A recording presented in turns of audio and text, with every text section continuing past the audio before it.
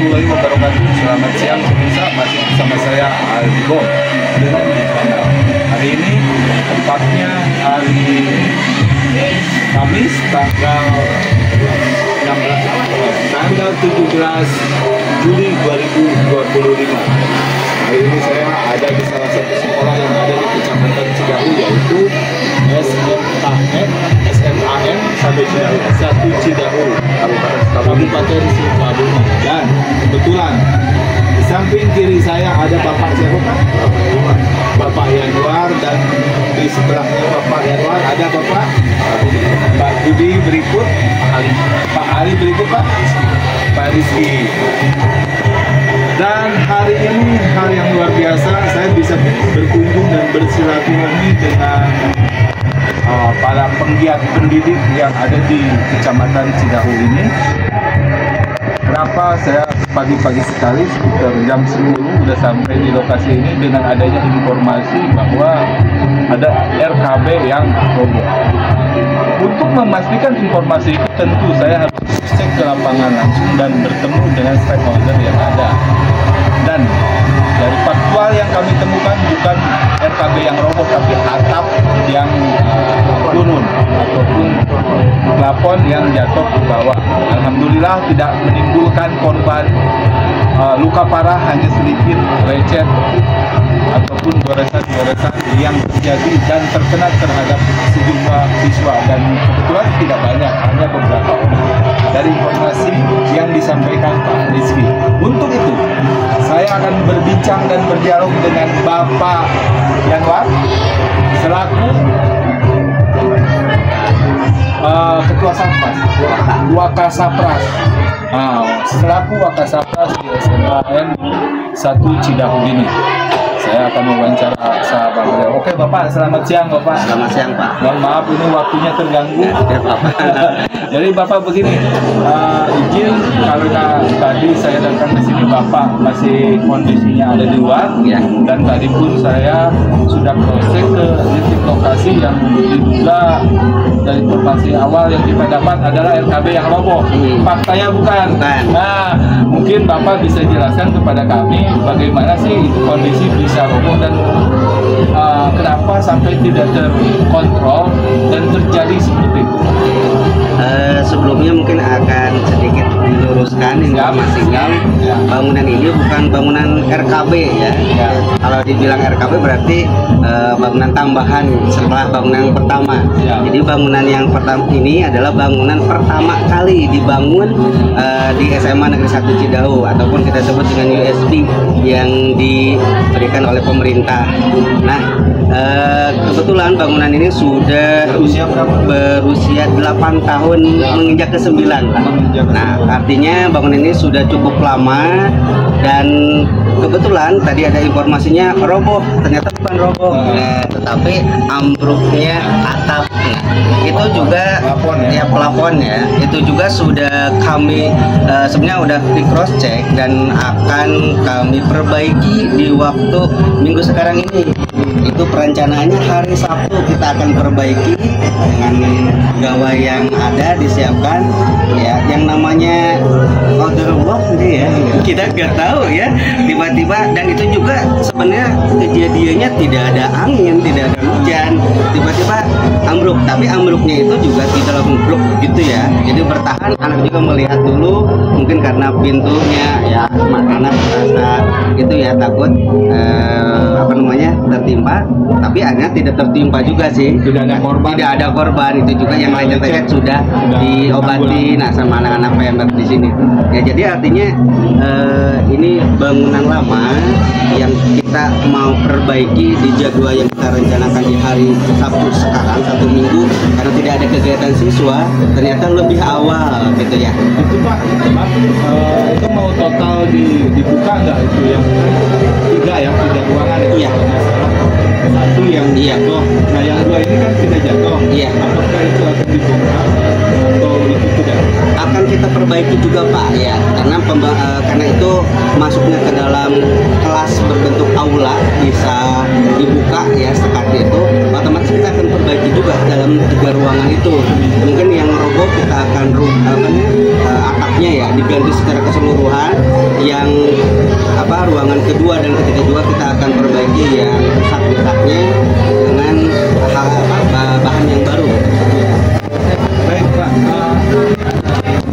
harus saya sampaikan, kalau saya pelajari laporan teman-teman sekolah di sini, kalau istilah KPJ ya, di sini kalau saya buka dari tahun 2023 jumlahnya lumayan fantastis, apalagi di tahun 2024 meningkat jumlahnya dari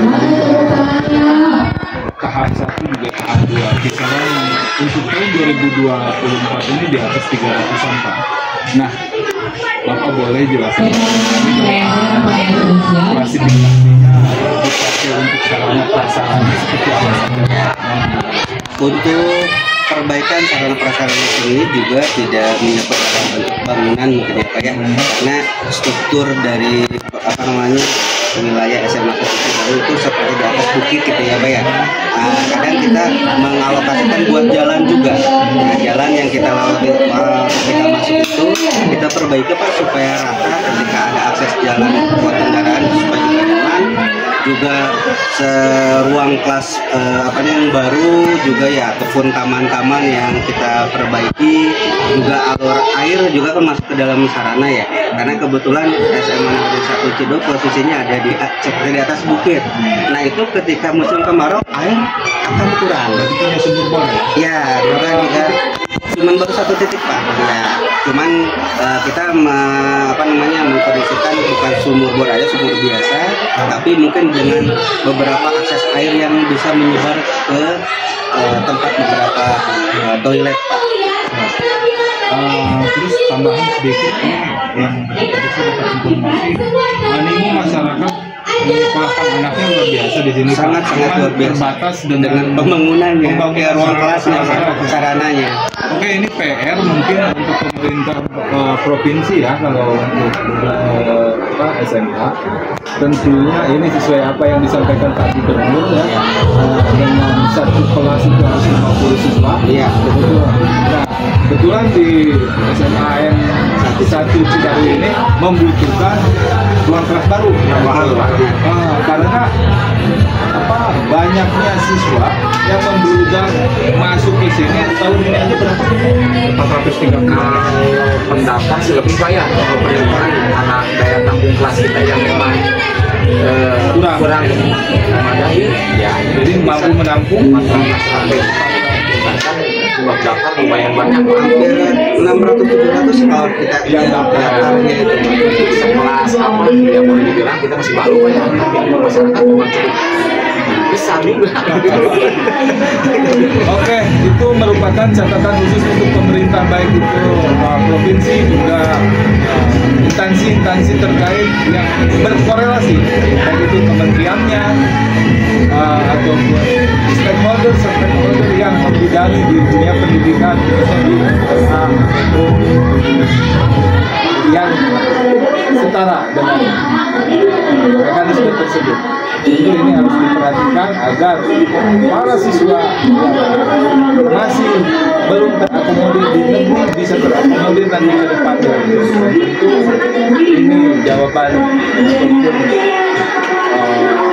ungkapan dari pihak sekolah yang sangat membutuhkan untuk bisa diperhatikan, bukan begitu Pak? Betul. Oke. Nah, kembali lagi ke topik yang tadi, kira-kira ini Pak, berapa hari perbaikan? Kita rencana yang tadinya antara Sabtu dan Minggu, karena kan Senin harus mulai belajar ya Pak ya, karena posisinya sekarang kita udah dimulai, rencana sih Sabtu juga udah selesai, ataupun hari Minggu udah selesai, dan Seninnya sudah bisa dipakai seperti biasa.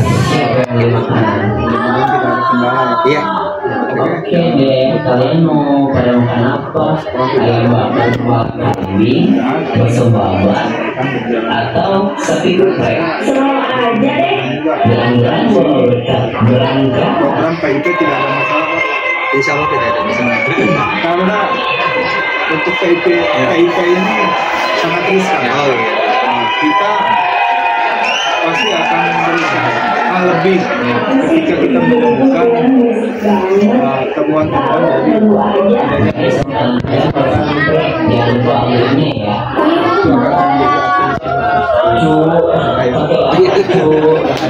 Oke, baik pemirsa, demikian wawancara yang telah kami gelar ini secara eksklusif, juga santai seperti ini untuk kita mengetahui sepenggal. Kita nggak terlalu banyak hanya beberapa poin dan itu jawaban dari Wakaf Sapras Pak Yanda. Untuk itu saya ucapkan banyak terima kasih dan terima kasih atas waktunya Bapak-bapak yang telah memberikan izin kepada kami untuk berkenan diwawancarai. Oke, assalamualaikum warahmatullahi wabarakatuh.